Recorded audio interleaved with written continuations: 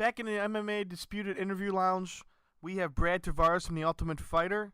Brad, let me start off by asking, how did you feel going into your fight against Hammertree, and were you pleased with the result? Going into my fight with Hammertree, I felt confident. I felt really good. I was excited to fight.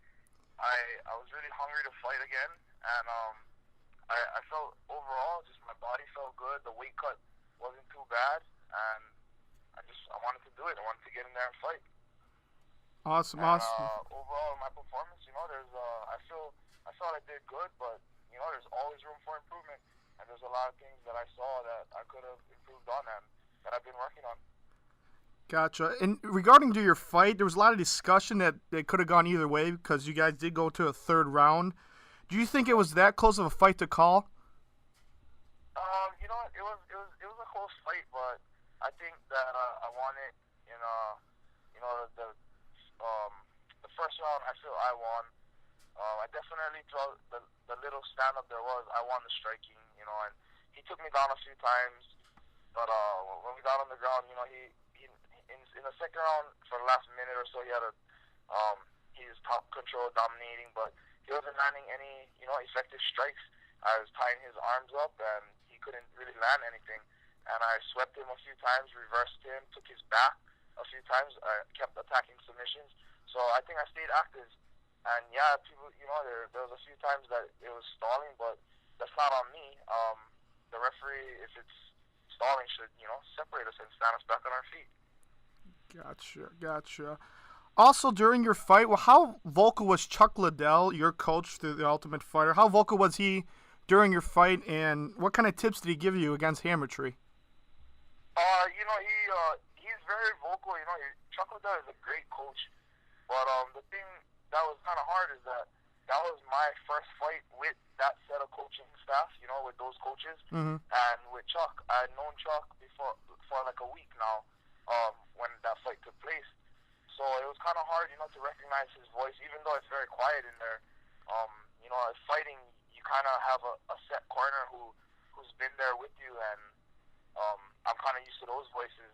And in the beginning, starting out, because I had no prior martial arts experience, boxing, kickboxing, any type of ring experience where there's a corner there coaching you, I had none of that experience. So for me, when I first started fighting, it was very hard for me to recognize my corner's voice. And maybe after 2 fights, then I kind of started, recognizing that, that's their voice. This is what I got to listen for. So coming in to the house, I knew that I would kind of not so much be on my own, but in a way be on my own, because I know they would be there coaching me and doing a good job, but it would be on my part, like if I would be able to recognize their voice. So Chuck's voice, he kind of Chuck is funny. He'll kind of like get excited and say things in a spurt. So it's kind of harder to recognize what he's saying. But Einstein is real steady, and his voice is very calm, and you can really hear his voice strong out of everybody's voice. So for the most part, I heard Einstein. Gotcha. Earlier in the TUF episodes, you pulled a prank with Chris McRae with the air horns. How much backlash did you get from the other guys in the house regarding that? Well, at the time being, when we did the prank, nobody knew that I was up with them, because immediately after we did it, we ran back, and when Casey came out, we were hiding already, and I jumped back in my bed, and I acted like I was sleeping the whole time. So everybody was under the impression that it was just Jaeger and McRae. So here's my team. We ran over to the big side of the house where you seen us blow the horn in, and that was mostly all my teammates in there. That was mostly all the blue team except for me and Noak. Mm-hmm. So my team they're plotting things that what they're gonna catch them back with, and here I am listening in on it. So it was pretty funny. I was like a double agent.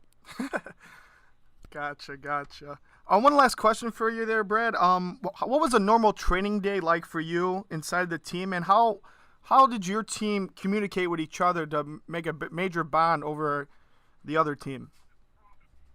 Normal training day, we would wake up. I would say, we wake up at 9:30ish, 9:45ish, 10 at the latest, and we're out of the house at 10:30. to the gym and train from 11 to 1, and then we'll go back to the house, or depending on what there is that day. But then our other training session would start at 5 to 7. So we had 2 practices a day, and you know what, my team, we got along very well. At first, we had no clue, you know, what type of, you know, turmoil was happening on the other side of the fence, but you know, we began to hear about it in the house, and then we've seen it in the first couple of episodes already, and our team was nothing like that. We got along very good, and we helped push each other in a good way. When we needed to turn up the intensity, we did. But everybody on my team, you know, every day we walked in the door, everybody checked their egos right there at the door, and it was just a team thing. It was great.